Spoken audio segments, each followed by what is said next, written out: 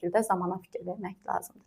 Cümlənin zamanına fikir versəniz və cümlənin zamanını dəqiq bildikdən sonra artıq o testi yazmaq çox asan olur. Baxaq, scientist never sent. Cümləmizin xəbəri sent və sent present simple, indiki sadə zaman formasındadır. Biz bilirik ki, indiki sadə zaman formasını məhcul növə çevirərkən am, is, are-dan istifadə olunur. Baxırıq variantlara. A variantında are var, B-də yoxdur. B-də were, heç vaxt present simple-ı were ilə məhcul növə çevirə bilmərik. Bu yanlışdır. D variantında da were var. Bu da yanlışdır.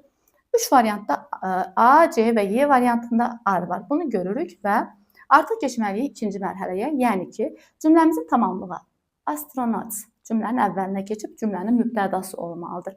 Yəni bizə verilən məlum növdəki cümlənin mübtədası scientist məhcul növdə cümlənin mübtədası ola bilməz. C variantı məhz buna görə yanlışdır. Y variantına baxırıq. Y variantında nədir yanlış olan? Əslində baxırıq, qrammatik baxımdan hər bir şey doğrudur.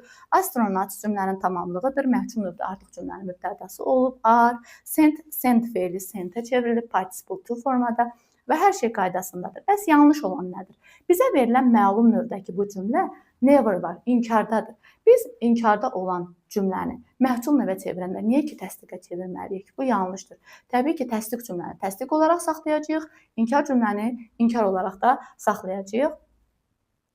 Alimlər heç vaxt göndərmir astronavtları. Burada isə deyir ki, astronavtlar göndərilir. Əlbəttə ki, bu yanlışdır.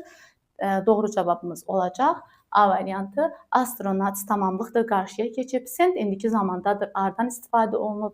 Sent feilinin participle to forması sent doğrudur. Cümləmiz inkardadır. Cavabımız da inkardadır. Yəni daha doğrusu məhcul növümüz də inkardadır.